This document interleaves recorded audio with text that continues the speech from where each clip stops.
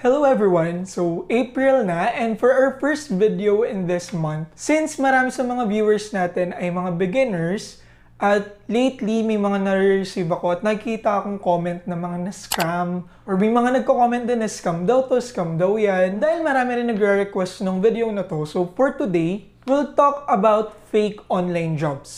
So, paano mo ba ma-identify kung yung specific offer ng client is legit or not? Yung mga na-share ko dati na freelancing portals, guys, yes, may mga proven na naka-earn sa mga ganong kind of side hustles, sa mga ganyang online jobs, pero hindi pa rin natin may iwasan yung mga scammers dahil sobrang dami nila nowadays. Pero hindi natin kailangan na i-generalize na lahat ng meron sa platform na to ay scam. So, there are a lot of other job offers na legit at pwede pa rin pagkakitaan. So just to remind everyone, for every freelancer, for every online job seeker, responsibilidad din natin na i-check at i-identify kung ano ba yung mga scam at kung ano ba yung mga legit offers para maiwasan natin na maloko tayo or ma-scam. I know most of us are sobrang desperate na to find online jobs and to start working from home. Pero sobrang dami pa natin kailangan i-consider para ma-identify ba natin kung legit ba tong offer na to.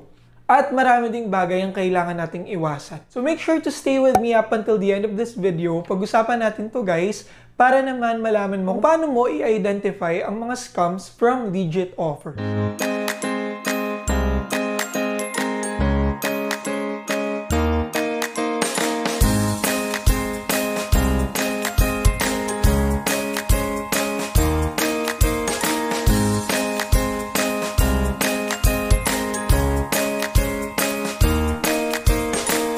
Before we proceed, I just wanted to share something with you guys. So, isa sa mga kalaban natin when working from home is power interruption. At talaga namang nakaka-stress at nakaka-bad trip pag biglang nawala ng power. But worry no more. I found the way para ma-resolve tong issues na to with power interruptions. So, I found this product from DIY Pinoy Shop, which is a UPS or a 12V uninterruptible power supply. So this allows a modem or pwede rin sa router, CCTV, or even your biometrics to keep running when incoming power is interrupted. So you don't have to worry sa mga biglaang power interruptions kasi isa-solve na nito yung problem na yan. So I really recommend getting this, guys, lalo na sa mga permanent na nag-work online or work from home kasi sobrang laking tulong niya, guys. I have been using this for 2 weeks now. And I really love how helpful this product is. You can get it at a discounted price ngayon, guys, for only 1,946 pesos. And ililink ko na lang yung Shopee link for this product in case you're interested to get one. So they only have a few stocks left, kaya hurry and buy yours now. Hello everyone! Welcome and welcome back to my YouTube channel. My name is Russell. You can call me RJ. I-upload ako ng mga videos sa channel na to about different ways to make money online. Kaya kung ito ang hanap mo, please make sure to click the subscribe button and bell icon below para makapanood ka pa ng mga videos like this. Start na tayo agad, guys. Isa-isahin na natin yung mga red flags na kailangan mong iwasan when searching and applying for online jobs. Number 1 is when a client or a website asks for your personal information right away. So red flag na yan, guys. Pero this does not apply to all. Kasi may mga agency na nagre-require talaga ng mga personal information. Pero kunyari nakakita ka ng client tapos nasa interview process ka pa lang, dinidiscuss pa lang sa'yo yung offer. Usually, ang mga hinihingi lang dyan based on my experience is your name, your email address. So, yung mga ganong information lang. Pero once mag-ask sila ng mga information like bank account details, your birth date, ID numbers, well, for me, it's a red flag na, guys. Kasi hindi naman nila kailangan yung mga details na yan during the interview or kung ino-offer pa lang sa inyo yung job. Siguro pwede kayong hinga ng mga gantong information once hired ka na at mag-start ka na ng work. Number 2, red flag. When a client or a company asks for fees, any type of fees. So kaya nga tayo nag-a-apply ng online job is para kumita tayo. Hindi para maglabas tayo ng pera, di ba? So may mga client kasi na kapag nireplyan mo, nag-send ka ng mga cover letter, nag-process ka ng application, bigla na lang silang manghihingi ng mga one-time fees or kung ano mang fees yan, kung ano mang itawag nila sa fee na yan, basta may i-require sila sa'yo na bayaran, sure ako dyan na scam yan, guys. Pero ito, guys, it doesn't apply to like play-to-earn games or yung mga courses Kasi yung mga courses na tinitake natin, talagang binabayaran yung iba dyan for paid courses. And yung mga play-to-earn games, may mga play-to-earn games na talagang maglalabas ka ng puhunan to play the game and to earn from that game.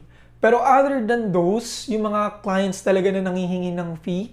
So it's a big no, guys. Number 3, too good to be true offer. So, kung yung client ay handang magbayad ng sobrang laking pera for just a little amount of work. So say for example, dito sa job na to, retyping or documents, ang range is $250 or Singaporean dollars to 750 Singaporean dollars per hour. So yung job ay close na, pero this one is sobrang laki niya for this type of work na sobrang dali lang, guys. So ito yung sinasabi ko na, for example, dito kay freelancer.com, yes, marami-raming scam offers, pero may ilan pa rin na mga legit job offers na pwede nyo pa rin pagkakitaan. We just need to be wise kung paano ba natin i-identify ano ba yung legit, ano ba yung hindi. So this one, guys, it's definitely a scam. Number 4 red flag is when the job post itself or the description has too many errors in grammar and spelling. We are looking for professional jobs or online jobs. Siyempre, ang i-expect natin, yung mga a-applyan natin na company or client, professional din, and pagdating sa mga job description, kailangan professional yung dating. Kailangan little to no grammar errors or spelling errors. Let's take a look at this one, guys. Hello, good day. I'll be need a setup employee for a simple real-time project. So, dun pa lang sa part na I'll be need a setup employee, medyo doubtful na dyan. Kasi mali na yung grammar. For me, magdadalawang isip na ako na legit ba to? Number 5, guys. If someone reach out to you about a job offer or kung may nag-reply sa inyo via email, then yung email domain or email address is different from what the company is. Magbibigay ako ng example, guys, pero ito, offer sa akin to for collaboration. Ipapakita ko sa inyo ano ba yung point ko dito. Tignan nyo to, guys. Kunyari, itong offer sa akin na to, itong email niya is @atlas.cz. And then, ang kanilang company, ang name ng company is Cybersecurity AQ. So, medyo doubtful na yung email domain niya and hindi siya nagmamatch dun sa name ng company. Bibihira ako nakakakita ng mga nag-reach out ng mga recruiter or talent acquisition team na personal email address yung gamit. So usually, company email address yung gamit. Kaya make sure to check the email domain. Number 6, if a client asks for a different way to communicate with you, even if may communication channel na dun sa specific platform. Say for example, for Upwork, kailangan dun lang yung chat with clients, yung communication with clients. For Fiverr, kailangan within Fiverr lang din yung communication. If in case mag-ask si client na mag-chat kayo through Telegram or through other channels, so medyo doubtful na yun kasi bakit siya iiwas dun sa chat tool nung platform na ginagamit nyo, di ba? For those na nag-ask to chat via Telegram, most of them, guys, are really scams talaga. Pero may ilan naman, siguro bilang lang sa kamay, yung mga legit offer na gusto makipag-communicate through Telegram. So dito may kita nyo, guys, may communication sila through Upwork. But tignan nyo yung reply, you can message me via Telegram. And ang dami pa nung emoji na pointing down. So yung mga gantong type ng mga client na ganyan mag-reply, so halatang-halata mo na siya ay isang scam. Number 7 red flag. Kung si client ay nag-a-ask ng sobrang tagal or sobrang long duration ng test work. May mga client kasi na gusto mo nang mag-test work, tas yung iba hindi binabayaran, say for a week or for a few days. Pero pag si client ay nag-ask na magte-test work ka muna or test job for 2 weeks or 1 month, tas hindi ka bayad for that duration of time, that's a total scam. You will be literally doing kung ano yung job na ginagawa dun sa position na yun. Pero gagawin niyang test work yung 1 month na yun para hindi ka mabayaran. So yung mga ganyang client, technique nila yan para makakuha ng free service. After 1 month, sasabihin nila na hindi ka nakapasa for test work kasi hindi nila gusto yung output mo kahit okay naman.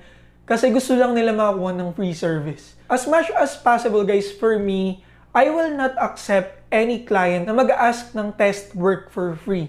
Kung tingin nyo ay legit si client at gusto niya ng test work for free, I would negotiate with client na yes, pwede akong gumawa ng test work para makita mo yung output ko in the next 1 or 2 weeks. Pero I would require a payment for that amount of time din. Number 8, if a client requests for a payment platform or a contract na ilabas sa specific website, pero meron ng payment platform yung website, may possibility na scam yan guys, pero hindi rin lahat. Number 9 guys, for the red flags ay yung mga client na gusto ng monthly payment. So, hindi rin to applicable sa lahat ng clients or job offers, guys. So, may mga ilan lang kasi na mga client na gusto nilang magbayad sa mga employees or VAs nila in a monthly basis. Or sabihin natin, nag-apply ka, tas yun yung sinabi sa'yo sa initial part ng interview. Hindi ko ina-accept yung mga ganyang client kasi may possibility na scam yan. Say, for example, nag-work ka for a month and then after a month, hindi mo na makontak si client. So, there's no way of contacting your client. So, sayang yung 1 month na trinabaho mo na hindi bayad. It's advisable na kumuha ka ng clients na willing to pay every week, once a week, or at least twice a month. The last red flag na kailangan nyong iwasan is kung yung job post ay too vague or yung mismong job description, hindi siya clear. Hindi clear ano yung position, hindi clear ano yung mga task mo, yung mga offer, yung mga schedule. Dapat nandyan na yan lahat. So, say for example, for this data entry job, ang sinabi niya lang dito is, we need new freelancers who can handle this job immediately. So, aside from the fact na yung job description ay sobrang vague at walang information, look at the hourly rate, guys. It's 10 to 1,000 USD per hour, which is definitely a too good to be true offer. This one is definitely a scam. Those are the 10 red flags na kailangan yung iwasan when applying for online jobs. And, of course, magbibigay rin ako sa inyo ng tips kung paano ba ma-identify itong mga to. Number 1 that you need to do, guys, is of course to do your own research about the company. Usually, dapat may website sila, may social media account, and from their website, social media account, makikita nyo din yung mga reviews. You can also check review platforms like Trustpilot. Pwede nyo i-check yung mga company from that. Or kung may mga proof of workers or employees ba sila. And eto guys, sobrang importante din ito. Beware of clicking any links. So, lalo kung suspicious yung mga links. Ayun nga, check the email address nung kausap nyo or yung email domain niya kung aligned ba doon sa name ng company. And for me guys, as much as possible, I would look for clients from the US or United States, Australia, United Kingdom, Canada. So, yan yung mga usually clients na talagang legit. Tapos, ang pwede nyo rin gawin guys is check nyo yung mismong tao ng kausap nyo about the job offer or yung nag-reach out sa inyo. So, yung tao na yan, kung either recruiter siya or whatnot, dapat yan meron siyang LinkedIn profile. Kasi most of the recruiters have their own LinkedIn profile. So, i-check nyo yung profile niya sa LinkedIn or you can also check the profile sa social media like Facebook, Instagram. And kailangan ma-make sure nyo na associated siya dun sa company na nire-represent niya through email. Tapos guys, huwag kayong mag-provide ng mga personal information, lalo na yung mga crucial information like bank account details or ID numbers sa initial part ng process. Kung hindi pa kayo hired, as much as possible, look for clients who are willing to pay at least twice a month or on a weekly basis. Again and again guys, if a client asks for any type of fees, anumang tawag nila dyan sa fees na yan, basta anything na pagbayarin ka, decline those offers. Stick to the platform's communication channel, lalo kung specified yung chat channel ng isang platform, gaya nga ng sample kanina. Last tip guys is, of course, to trust your own instinct. Kasi mararamdaman nyo naman yan guys, if you feel something negative, or if you feel na there's something wrong with this client, there's something wrong with this job offer, so may mararamdaman kayo dyan na parang may mali. So, if your instinct says so, if you feel uneasy or if you feel uncomfortable, don't go for it. Trust your instinct and move on to the next client or next job offer. There are a lot of legit clients there waiting for you guys. So, that's basically it guys. Yan yung mga red flags na dapat nyong iwasan and yung mga tips kung paano nyo ba ma-identify if a specific job or client is a scam or if they are legit. Make sure to apply these tips para maiwasan yung mga scam. I hope na nakatulong tong video na to. Yan muna for today, and if you do have any questions, comments, or content suggestions, iwan nyo lang yan sa comment section for me. And kung nakatulong to, don't forget to like this video and share this with your friends and family. And kung bago ka pa lang sa aking channel, make sure to click the subscribe button below and click the bell icon para magkita pa tayo sa mga next videos ko like this. Thank you so much for watching. Bye for now and God bless everyone.